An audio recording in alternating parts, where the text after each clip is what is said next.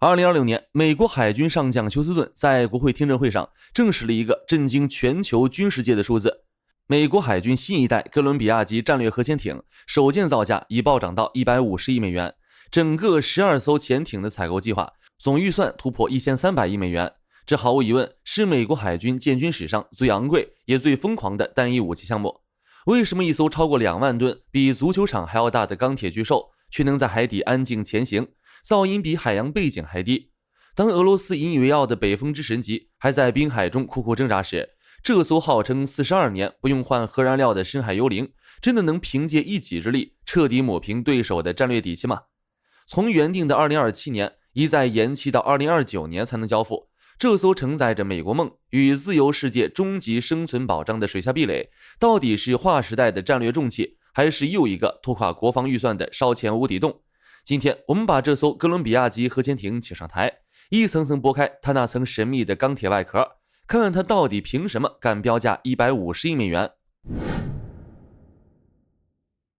我们先来算一笔经济账，150亿美元到底是一个什么样的概念？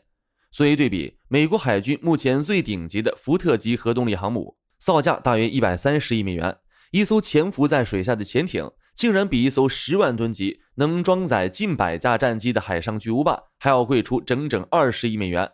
这还仅仅是建造成本，如果算上它未来半个世纪的全寿命周期维护与运营成本，这笔预算绝对是个天文数字。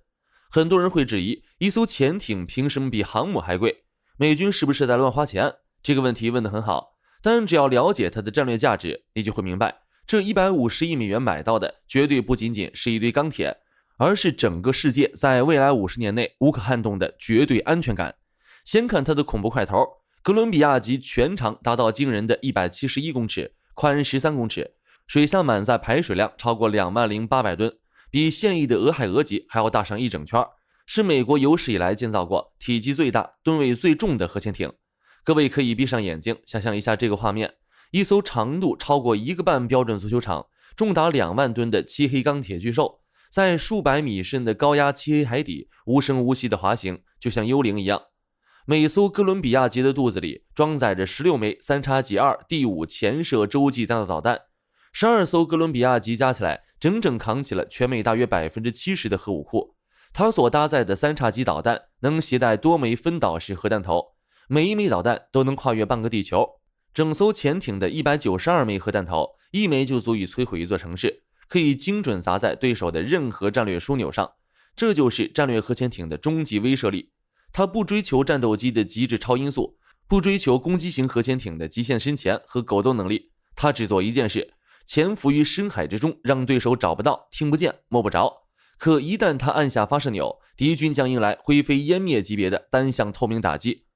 根据美国国防部的战略规划，哥伦比亚级将建造12艘，用来1对1逐步接替从2027年开始因舰体老化而必须陆续退役的14艘俄亥俄级。虽然总数量减少了2艘，但美国海军高层自信满满地表示，这12艘的战备威慑力将远远超过过去的14艘。那么问题来了，底气从何而来？这150亿美元的预算到底砸在了哪些地方上？哥伦比亚级身上最值钱、最具革命性突破的部分就是它的动力系统。全新一代的核反应炉即将淘汰的俄亥俄级潜艇，每服役20年左右就必须面临一个极其痛苦的过程——中期换料大修。这意味着潜艇必须回到干船坞，把坚固的耐压壳体硬生生切开，取出耗尽的核燃料棒，换上新的，然后再重新焊接测试。这个过程耗资数十亿美元不说，更要命的是，潜艇会在船舱里趴窝长达2到3年。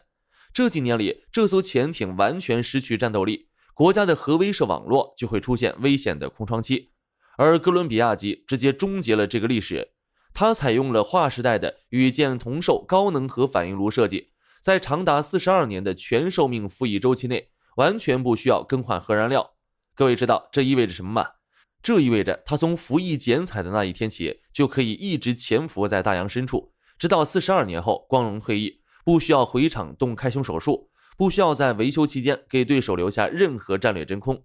这也是为什么美国海军敢用12艘哥伦比亚级去替换14艘俄亥俄级的底气所在。出勤率的绝对提升，就是这150亿美元造价中最重要的一块拼图。这里我们详细介绍一下它的导弹系统。哥伦比亚级携带16枚3XG2D5潜射弹道导弹。有些关注潜艇的朋友可能会奇怪，俄亥俄级可是能带24枚，哥伦比亚级怎么还缩水了8枚？说的没错，表面上是缩水了，但3XG2D5是整个人类历史上最可靠、最致命的潜射导弹，单枚导弹最多可以携带12个分导式核弹头。我们不妨跟着美国军方的数据一起来算一算这笔核弹账单。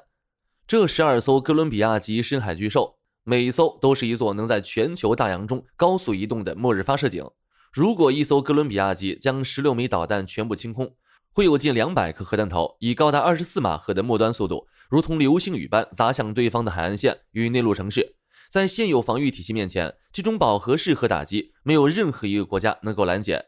更关键的是，哥伦比亚级采用了革命性的共同弹道导弹发射设计模块，4个4连装的导弹舱段实现了完全的模块化。未来如果开发出新型导弹，不需要重新设计潜艇壳体，就像步枪换弹夹一样，直接把整个舱段吊装替换就行。这种前瞻性设计省下的后期改装费难以估量。最后，我们来谈谈战略核潜艇的灵魂——极致逆踪。哥伦比亚级被全球军事专家公认为人类有史以来最安静的潜艇。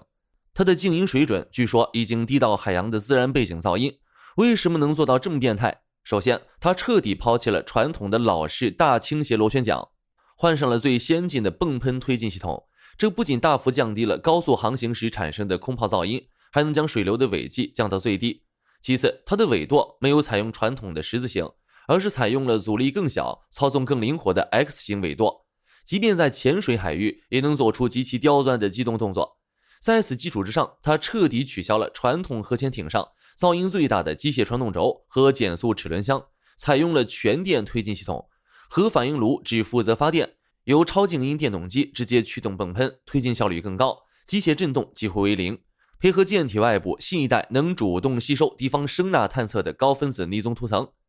我们一起来做个战术推演，假设一艘哥伦比亚级潜伏在北大西洋的深海峡谷中，对手在冰岛到挪威海之间部署了密密麻麻的声呐监听网，但哥伦比亚级以极低的噪音在声呐阵列的缝隙中幽灵般穿梭，对手的声呐屏幕上最多闪过一个微弱到几乎无法分辨的低频信号，但随即被海浪的杂音淹没。这到底是过冬的鲸鱼群，还是海底的暗流，还是美国的核潜艇？没有人敢下定论，更没有人敢轻易按下攻击按钮去赌一把。当敌方的反潜巡逻机还在广袤洋面上像没头苍一样盲目投掷声呐浮标时，哥伦比亚级早就已经在安全的海域完成了导弹的发射前锁定，你连他的影子都摸不到，他却已经拿枪指着你的眉心，这就是降维打击。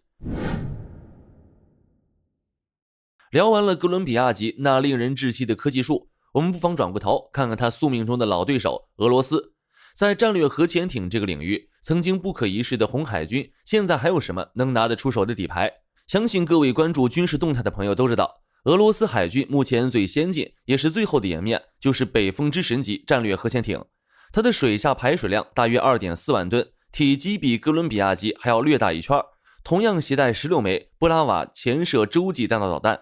但是如果我们抛开吨位，用底层的技术代差来进行一场冷酷的对比，你会发现两者的差距已经不是一星半点，而是整整一个时代的鸿沟。首先是反应炉技术，北风之神级受限于俄罗斯停滞不前的核工业，依然无法做到与舰同寿。它在服役大约20年后，依然必须回到莫尔曼斯克的冰冷港口进行漫长且昂贵的切壳换料大修。这意味着在未来的战略博弈中，俄军必然面临核威慑兵力捉襟见肘的数年空窗期，而哥伦比亚级能做到42年全年无休，随时待命。其次是决定生死的静音水准，北风之神级虽然也勉强装上了泵喷推进器，但内部的机械传动系统依然传统。有权威军事情报分析指出，哥伦比亚级的辐射噪音水准可能被压制在95分贝左右，几乎与海洋背景噪音融为一体。而北风之神级的极限静音水准大约在105到110分贝之间。不要低估这10到15分贝的差距，在水下声学物理中，分贝是对数集聚，3到5分贝的差距就意味着声波能量相差1倍，探测距离更是天差地别。如果两艘潜艇在北冰洋冰层下狭路相逢，北风之神级的声呐兵还在耳机里苦苦分辨杂音时，哥伦比亚级的主动声纳早就已经把对方的立体轮廓扫描得一清二楚了。再者是导弹可靠性的致命差距，俄罗斯的布拉瓦导弹研发过程简直是一部充满爆炸与失败的灾难史。公开报道显示，在研发和早期试射阶段，布拉瓦多次在半空中凌空爆炸，甚至卡在发射管里。反观美国的3叉戟2第5导弹，这是全球公认最成熟、最恐怖的潜射武器，已经连续完成了超过190次成功试射，可靠性高达 99% 以上。在决定国家生死的核反击中，你是愿意相信一枚随时可能自爆的俄系导弹，还是相信一枚百发百中的美国快递？最后是令人绝望的工业产能。美国计划以稳定的节奏建造12艘哥伦比亚级，而俄罗斯虽然号称要建造10艘北风之神级，但受限于造船工业的严重衰退和资金断裂，目前实际服役的仅有7艘左右，后续建造进度更是遥遥无期。有些关注俄罗斯军备的观众朋友可能会问，俄罗斯不是还有一艘神秘的比尔格罗德号核潜艇吗？它号称能发射引发海啸的波塞冬核鱼雷。这个问题补充的非常到位，但我们必须厘清一个军事常识，比尔格罗德号本质上是一艘改装的特种任务实验潜艇，它的战术定位是进行海底破坏或发射那种航速极慢、极易被拦截的巨型鱼雷。在国家级的战略核反击体系中，这种带有浓厚实验性质的恐吓武器，其真实的威慑效率根本无法与携带16枚多弹头洲际导弹的正规战略核潜艇相提并论。在哥伦比亚级面前，这种俄式奇观武器更像是小刀试图去戳一头成年大象，大象根本不会给你靠近海岸线的机会。当然，作为一个硬核客观的军事科普，我们绝不避讳问题。哥伦比亚级虽然科技树点满，但它的建造之路确实正面临美国去工业化带来的严峻阵痛。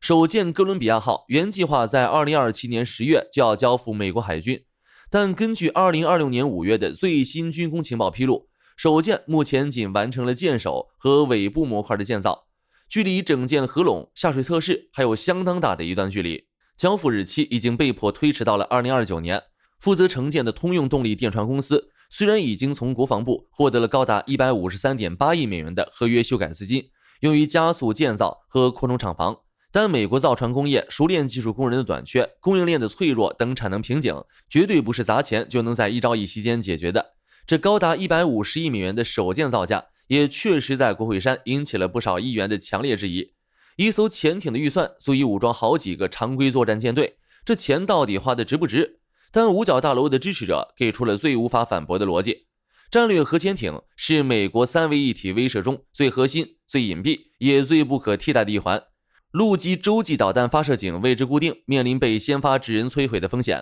战略轰炸机需要机场起降，面临突防敌方严密防空网的考验。只有核潜艇可以长期潜伏在数百米深的大洋之下，它是整个自由世界能获得最高生存保障的终极核反击平台。根据美国海军的死命令，哥伦比亚级首舰必须在2029年形成战斗力，第2艘预计在2032年交付。随后，美国军工厂将全速开动，以每年1艘的速度进行下水。预计到2039年，全部12艘将满编服役，彻底接管大洋深处的战略主导地位。我们不妨大胆畅想一下哥伦比亚级未来的格局。到了2040年，当最后一艘老旧俄亥俄级缓缓退役，12艘全新的哥伦比亚级已经如同12头深海巨兽，幽灵般潜伏在全球各大洋的深处。任何企图在海岸线挑起战端，甚至妄图动用核武器的潜在对手，在按下那个万劫不复的战争按钮之前，都必须先冷汗直流地问自己一个问题：我能找到美国的哥伦比亚级吗？如果我找不到，我敢承受他从深海射出的核弹头的毁灭性报复吗？这就是美国梦在军工科技上的终极体现。